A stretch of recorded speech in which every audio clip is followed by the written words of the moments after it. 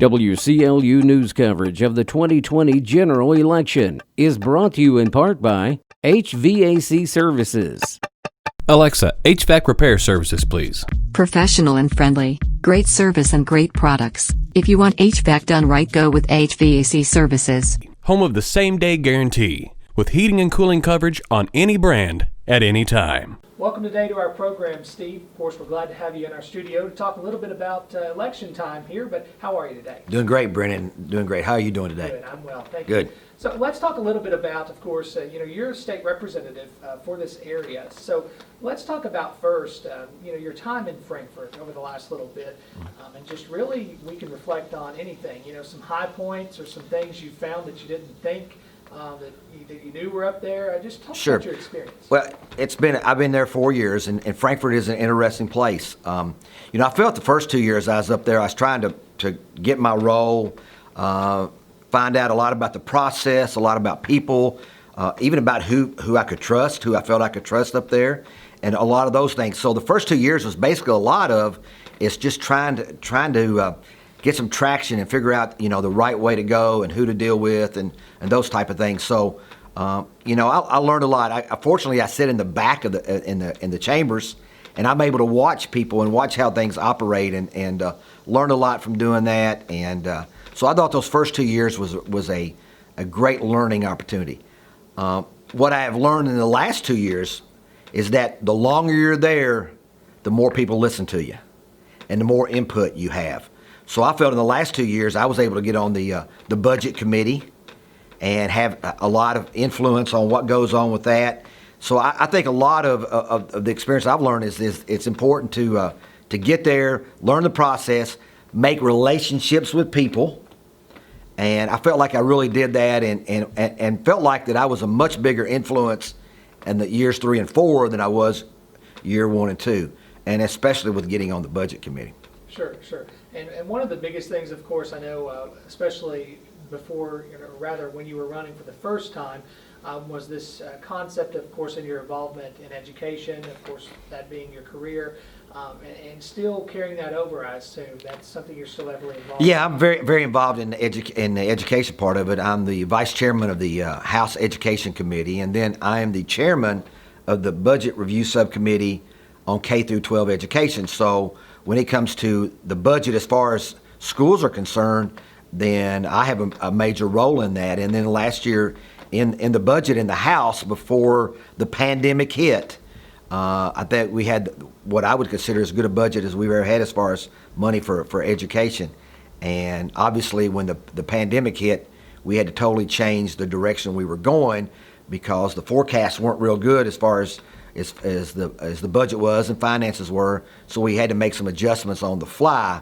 I'm very, very involved in that process and very involved in education and what happens as far as the laws are concerned with that. So yes, I am very involved in that, and I think that's important because I think you need to take people's expertise and draw on that and work with them on the areas that they're more experienced in and they have greater knowledge of.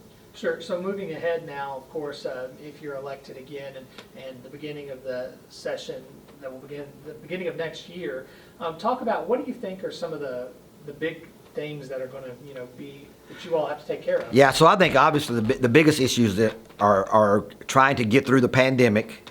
We had what many people consider the best economy that the state has ever had when the pandemic hit last February, and so obviously we've got to figure out how we're going to get that economy rolling again like it was at that point in time. So I think dealing with the pandemic is going to be very important as far as the economy of the state is concerned, trying to figure out how to get people back to work and those type of things, because a lot of people lost their jobs because of the situation with the pandemic as far as people being close together and those type of things.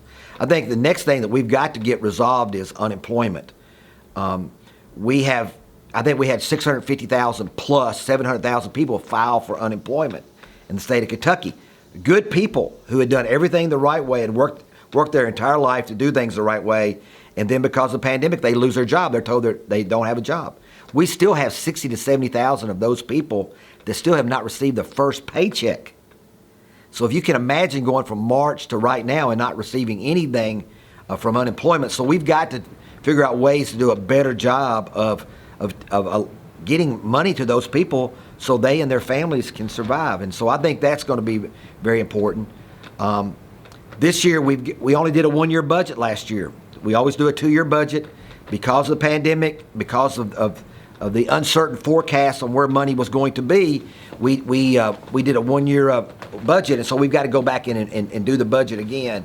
And so I think that's an important part to make sure that we do that. We'll look at that and see where we are. Financially, it appears that we're a little better shape than we thought we were. And I think that's because the economy was in pretty good shape, so we were able to withstand this better than you could in many situations.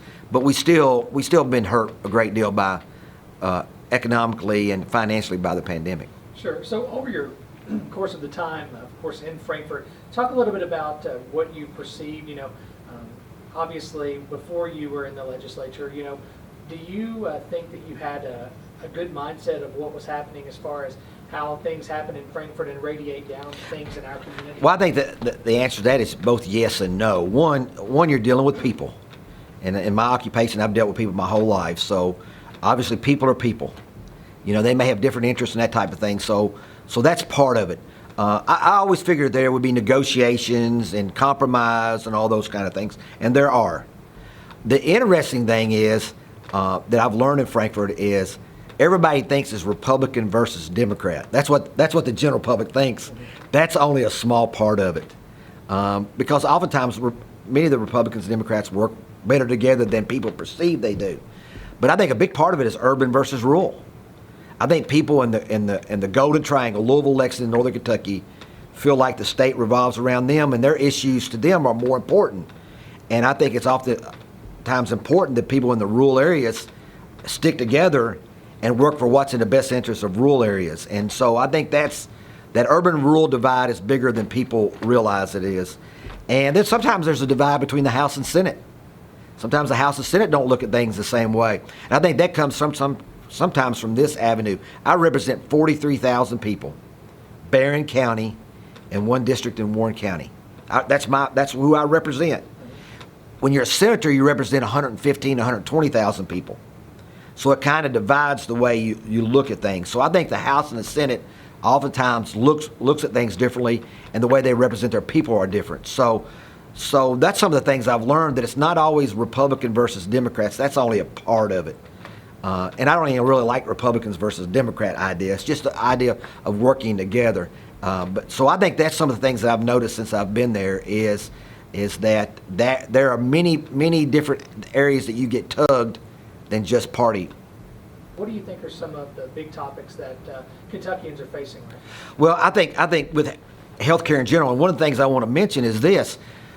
During the pandemic, one of the best things that we've had happen to this state during the pandemic is telehealth. Being able to give people care when they couldn't go in because of the concerns with the coronavirus and those type of things. Well, I was the House sponsor of the telehealth bill. Dr. Alvarado was the Senate sponsor. We filed a companion bill, and it got out of the Senate first and then came to the House.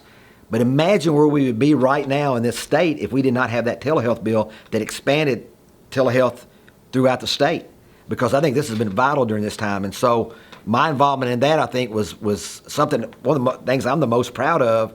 And when we did that bill, we thought it would help the state. I don't think any of us imagined how much it would help the state because of the pandemic. I'd like to say that I was smart enough to figure out that we'd have a pandemic and then this would help because of that. But obviously, I'm not. Nobody was that bright to know that was going to happen. But I think it was something that we felt like that we could help people, especially in rural areas, with telehealth, and that it would be a great benefit to the state. We just didn't realize how much. We appreciate you coming in today. We wish you the best of luck this November, of course. And as always, the constituents, we hope that this information, is useful for them when they're, of course, voting this November. Thanks a lot, Brennan. And I've really enjoyed the opportunity to be a public servant for the people of the 23rd District. A lot of times people ask me about being a politician, and I tell them I'm not a politician, I'm a public servant. And that's the way I really look at it. I want to help the people of the community that I love so much, and feel that I have a lot of positive feelings about the fact that people have elected me 2 times, and hopefully that can happen a 3rd time. And I love this community. Thank you. Hi, I'm Brennan Crane, News Director for WCLU Radio. Thank you for watching this portion of our 2020 election coverage. Visit us at WCLUradio.com and online at Facebook and Twitter for the latest and breaking news updates.